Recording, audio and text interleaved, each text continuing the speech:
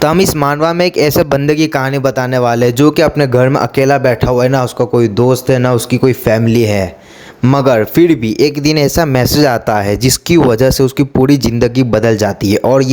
और वो अपने वर्ल्ड के अंदर नंबर 1 हंटर बन जाता है। तो हम इस हंटर की कहानी अब शुरू करते हैं। तो चैप्टर 1 शुरू होने वाला है यहाँ पर। तो अगर आपको ये पसंद आता है तो इसको लाइक और सब्सक्राइब कर दीजिए। मानवा की शुरुआत में हमें वर्ल्ड के एंड के बारे में बताया जाता है कि ये दुनिया कैसे तबाह हुई। इस दुनिया के अंदर पहले तो अर्थक्वेक आया, बहुत ज़्यादा इलाकों में अर्थक्वेक आई, जिसकी वजह से लोगों को अपनी जगह के लिए एक दूसरे से लड़ना पड़ा और उस लड़ाई की वजह से फूड शॉर्टेज होने लगी, कंपनियां बंद हो गई, जिसकी वजह से फूड के लिए भी एक दूसरे से लड़ने लगे। और तभी यहाँ पर एंट्री होती है मॉन्स्टर की। मॉन्स्टर भी आते हैं अर्थक्वेक के बाद, तो मॉन्स्टर की वजह से भी ये दुनिया धीरे धीरे खत्म होने लगी और लोगों को एक सिस्टम वीडियोस भी दिखाया जाता है, मगर इसका कुछ फायदा नहीं होता क्योंकि मॉन्स्टर की वजह से मॉन्स्टर इतना पावरफुल थे, उनका कोई भी मुकाबला नहीं कर सकता था। और धीरे धीरे ये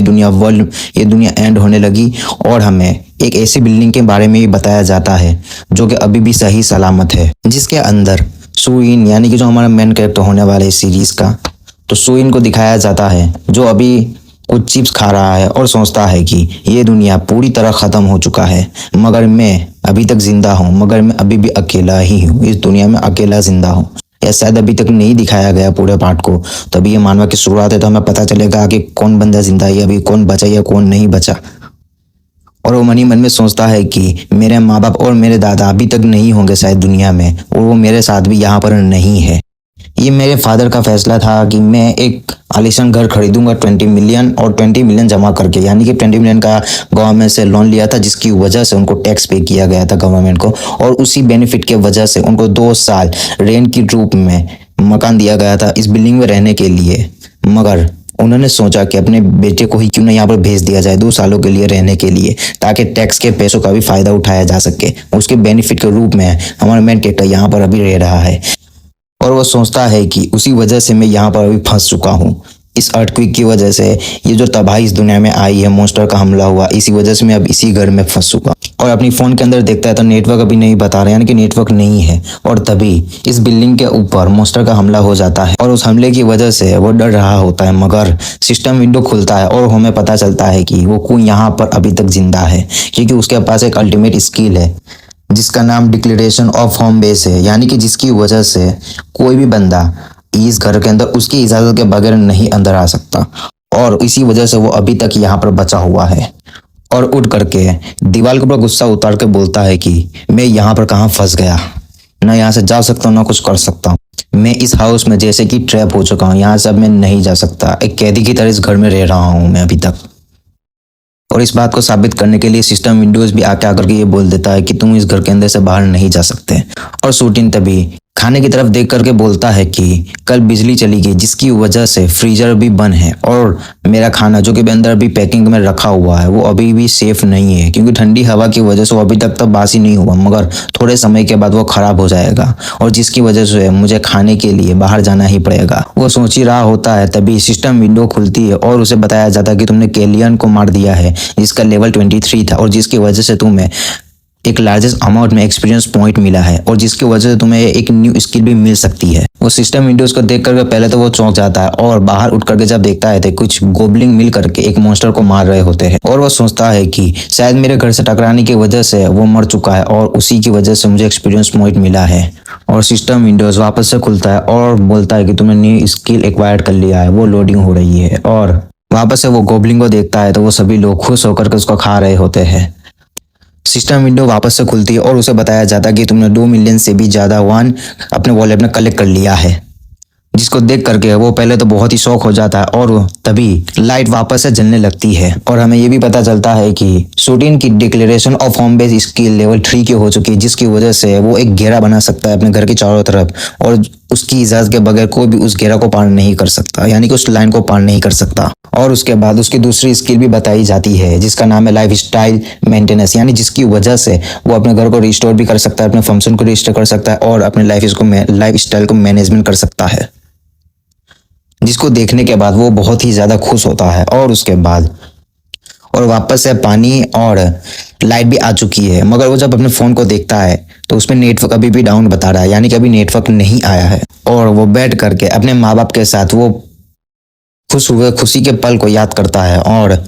उस वक्त को भी याद करता है जब वो छोटा था और जब वो बड़ा हुआ यानी कि 18+ हुआ तभी उसको सेलिब्रेट किया गया था। उस पल को भी याद करता है और वो सोचता है कि आखिर में कैसे उन सभी को वापस ला सकता हूँ। तभी वो घर से बाहर देखता है और हमें सिस्टम विंडो वापस से आती है और बताता है कि तुम अपने शॉप लेवल को भी खोल सकते हो यानी कि खुद का शॉप स्टोर खोल सकते हो जिसमें तुम्हें खाली रजिस्ट्रेशन करना अपने प्रोडक्ट को आइटम को ज्वाइन करना है जिसको तुम अपने पैसों से रजिस्ट्रेशन करा सकते हो। कुछ देर सोचने के बाद सुटीन उसके ऊपर क्लिक करके अपना वर्कशॉप खोल लेता है और तभी सिस्टम विंडोज खुलता है और उसे बताया जाता है कि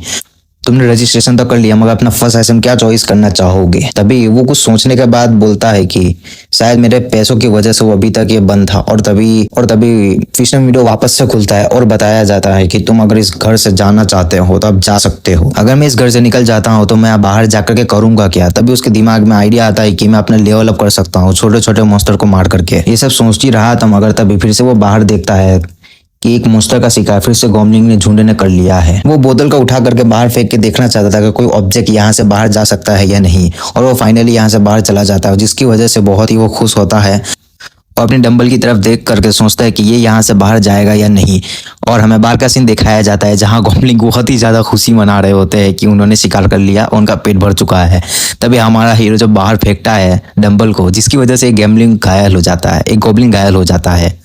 और सभी का ध्यान उसी गॉमलिंग पर हो जाता है और तभी मेन कैरेक्टर बहुत ही ज्यादा अंदर से डर जाता है कि ये क्या हो गया मुझसे और अपने डंबल की तरफ देख करके सोचता है कि मेरे पास लास्ट डंबल है। अरे भाई तूने उसको घायल कर दिया वो ना सोच रहा है तू। और वो सोचता है कि चलो कुछ भी नहीं अब हो गया सो हो गया अब यहाँ पर कुछ नहीं कर सकता। तभी गॉमलिंग की वहां से पीछे से आवाज आती है चिल्लाने की और उस पर उनका भी ध्यान हमारे मेन कैरेक्टर पर चला जाता है जिसकी वजह से वो वहां पर बहुत ही डरने लगता है और सभी चिल्ला चिल्ला करके उसी की तरफ देख रहे होते हैं। सुटीन वापस से सिस्टम विंडोज को ओपन करता है और शॉप का एक्सेस मांगता है जिसकी वजह से उसको मिल जाता है और रजिस्ट्रेशन आइटम का ऑप्शन दिखाया जाता है जहां पर वो अपने लास्ट बचे डंबल को भी दे देता है और उसको 70,000 युआन मिल जाते हैं 70,000 युआन मिल जाते हैं। और उसके बाद फिर से सिस्टम विंडोज से डंबल्स को वापस भी ले लेता है वापस से बाय कर लेता है और उसको दोबारा से गॉमलिंग के ऊपर फेंक के मार देता है जिसकी वजह से और भी एक गॉमलिंग वहां पर ढेर हो जाता है। भाई गॉमलिंग में सोच रहा होगा मैं यहाँ पर कहाँ के फंस गया। और हमारे मेन कैरेक्टर के सिस्टम विंडोज में दिखाया जाता है तुमने 7वें लेवल के गॉमलिंग को मार दिया है और तुम्हें एक्सपीरियंस पॉइंट के साथ 3,000 युआन भी मिलते हैं।